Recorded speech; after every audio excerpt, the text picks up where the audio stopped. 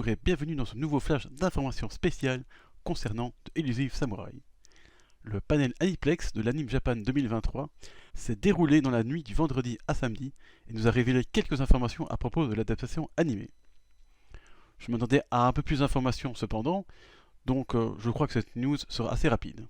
Bon, j'espère aussi un petit trailer animé, mais ça j'avais peu d'espoir comme je dis dans la dernière vidéo, bon, tant pis. Ce qui a été dévoilé en premier lieu, c'est les seiyuu de Tokiyuki et Yorishige. Tout d'abord, on aura Yuikawa Asaki pour Tokiyuki.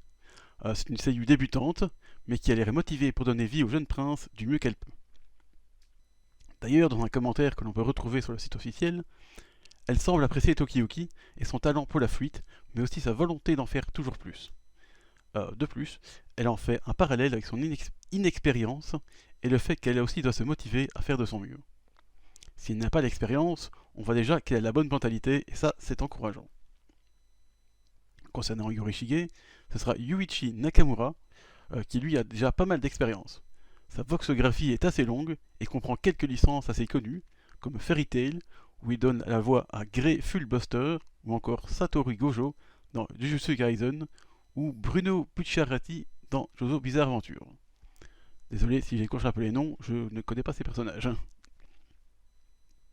Donc personnellement, je ne le connaissais pas de nom, mais j'ai lu dans sa voxographie qu'il avait donné voix à Kashin Koji dans Boruto ou Glenn Ichinose dans Seraph of the End, donc j'ai déjà entendu sa voix auparavant, ce qui m'a surpris. Vous voyez que je ne connaissais pas du tout son nom, et le voix que j'ai déjà entendu, c'est plutôt cool. D'ailleurs, ces deux rôles à voix grave, qui l'ont assez bien, parce que quand on a entendu dans le panel d'Aniplex, où il a une petite interview, on voit qu'il a une voix assez grave de base. Donc, pour les rôles précédents, je pense que ça lui allait bien, mais pour Yorishige, dans ce que moi je ressens en lisant l'anime, je vois plutôt une voix un peu plus aiguë, un peu plus posée, pas très grave, parce qu'il a une apparence qui me fait dire qu'il aurait plutôt une voix plus posée, plus aiguë. Et surtout, lors des moments loufoques, où là c'est plus. C'est carrément, on est dans l'aigu plutôt style Koro Sensei quand il aussi fait ses bêtises. Donc j'irai plutôt par là. D'ailleurs, du coup, ça m'a un peu inquiété parce que je me suis dit, s'il donne une grosse voix à Yorishige, personnellement, ça ne m'irait pas. Après, ce n'est que mon avis, bien sûr. Cela dit, j'ai lu ensuite qu'il avait donné sa voix à Zhao Jin-yoon, l'entraîneur un peu loufoque dans Inazuma Eleven, Ares et Orion.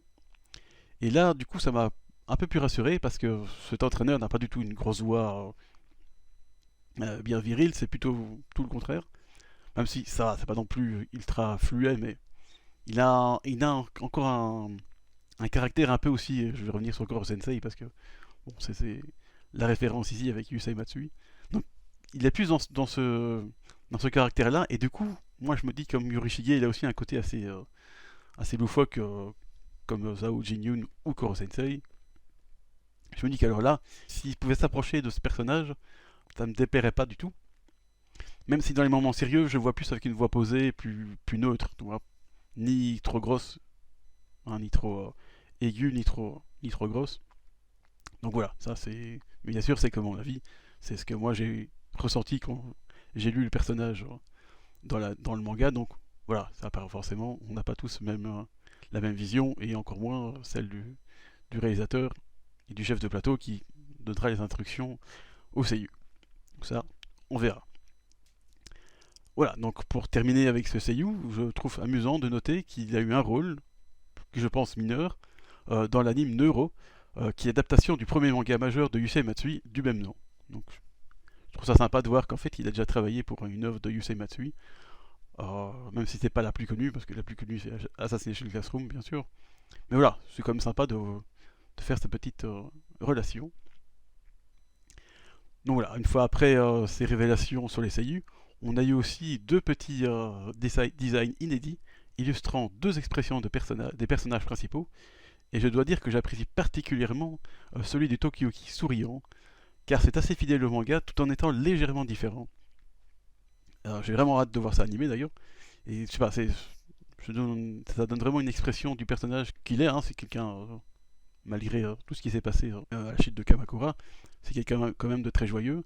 Et donc voilà, je trouve qu'ils ont bien retranscrit cet aspect joyeux du personnage. Donc là, franchement, ça me donne beaucoup d'espoir pour le design et donc la qualité de cet animé. Voilà, c'est déjà à peu près tout ce qui était dévoilé pendant ce panel. Les seiyuu et les producteurs d'Aniplex ont un peu discuté entre eux, ou aussi avec la présentatrice. Mais comme c'était uniquement en japonais et que je ne comprends pas le japonais, eh bien j'ai rien compris. C'est dommage. Je comptais un peu sur les sous-titres automatiques de YouTube qui fait. J'utilise ça pour d'autres trucs et c'est. Bon, on comprend pas grand chose, mais on peut voir les points principaux. Mais là, comme c'était en live, il n'y en avait pas, donc j'ai absolument rien compris. C'est un peu dommage, mais voilà. J'espère qu'il y aura peut-être un résumé dans une langue que je comprends, un de ces quatre. Donc voilà, j'espère qu'on aura d'autres infos rapidement, car je suis vraiment impatient de voir cet animé. Et c'est donc ainsi que je referme ce flash d'informations spéciales, et je vous dis à bientôt pour la suite des reviews de chapitres de manga qui devra arriver bientôt. Mais je ne sais pas trop comment, mais bientôt. Allez, au revoir.